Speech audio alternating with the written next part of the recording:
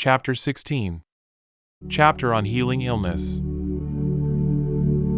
O noble goddess, at a time when incalculable and still more incalculable ends, extensive, inconceivable, and immeasurable, had passed, at that time, at that moment, the Tathagata, the Arhat, the fully enlightened one called Ratnashikan, perfect in wisdom and conduct, gone to bliss, knower of the world, charioteer of men to be tamed, peerless teacher of men and gods, arose in the world.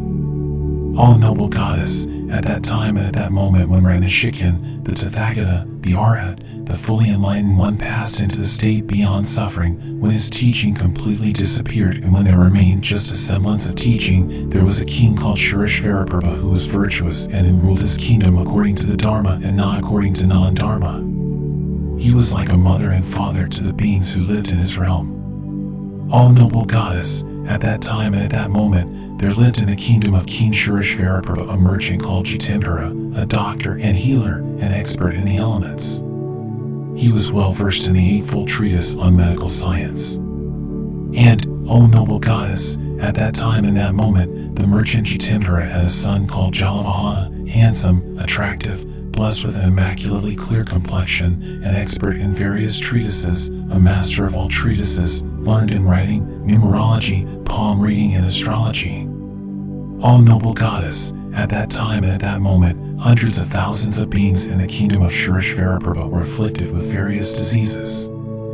They were oppressed by various diseases. They experienced pain that was unbearably sharp, severe, and violent. Then, O noble goddess, at that time and at that moment, Jalavahana the merchant's son developed a mind of great compassion for the hundreds of thousands of beings afflicted with and oppressed by various diseases. These numerous hundreds of thousands of beings are afflicted and oppressed by various diseases.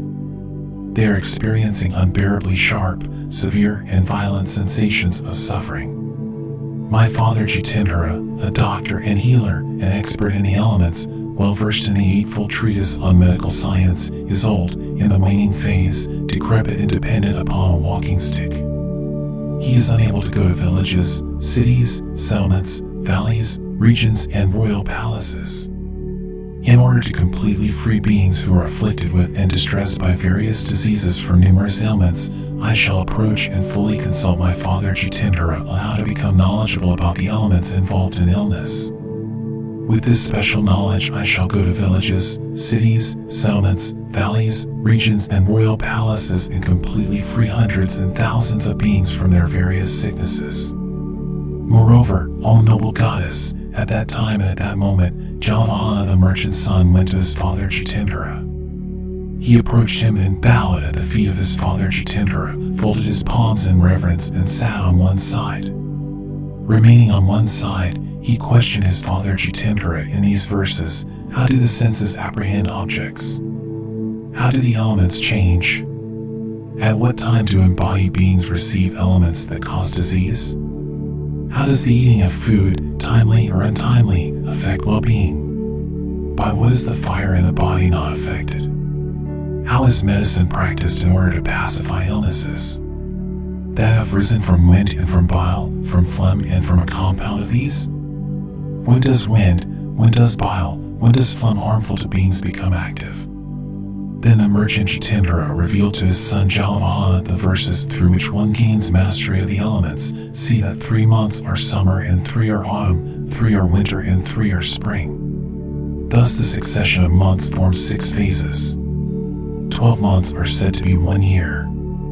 Note, 3 and 3 are phases in brief. The monthly phase is shown in twos. When food and drink are thus taken and digested, the doctor, elements, and phases 2 are shown. The senses and elements in turn change in the various phases of the year. As the senses go through such changes, afflictions arise for embodied beings. In that case, a doctor must have knowledge of the 3-month fourfold division and the 6-phase grouping of 2 months.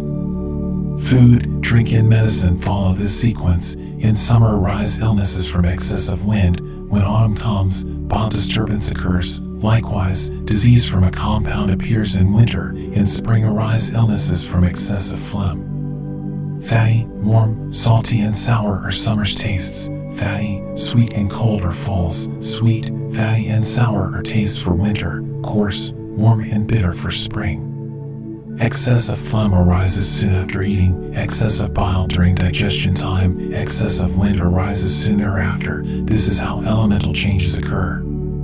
Heal wind in a person with rich, potent food. Remove bile by cleansing the bowels. For excess phlegm, dispense an emetic when a compound occurs, thus give potent medicine possessed of 3 qualities. Know well in which phases excess wind, bile, phlegm, and a compound occur. According to elements, body, and time, one thus gives medicine, food, and drink. Then the merchant son Jalavahana, having inquired about the elements, understood the 8 branches of medical science.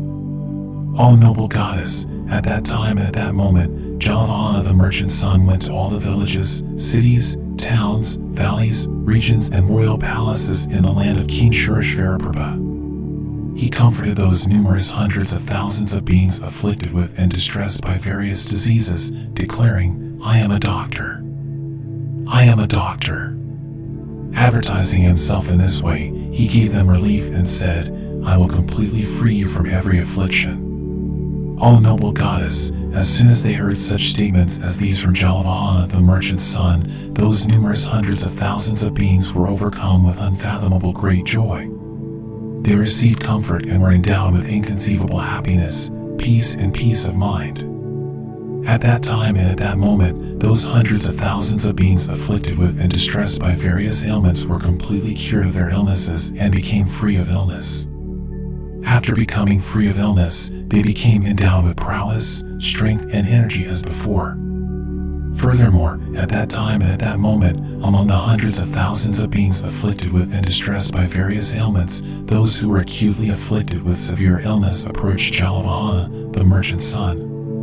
Whatever medicine was prescribed by Jalavahana, the merchant's son, to the hundreds of thousands of beings afflicted with various illnesses and distressed by various diseases cured the illnesses of all those beings. Cured of all illness, or with their suffering greatly reduced, they became endowed with prowess, strength, and energy as before. O noble goddess, at that time and at that moment, in the villages, cities, towns, valleys, regions, and royal palaces in the kingdom of King Shurishvaraprabha, hundreds of thousands of beings afflicted with and distressed by various diseases were freed completely from their illnesses by Jalavahana, the merchant's son. This concludes the 16th chapter on healing illness. From the King of Glorious Sutras, the Sublime Golden Light.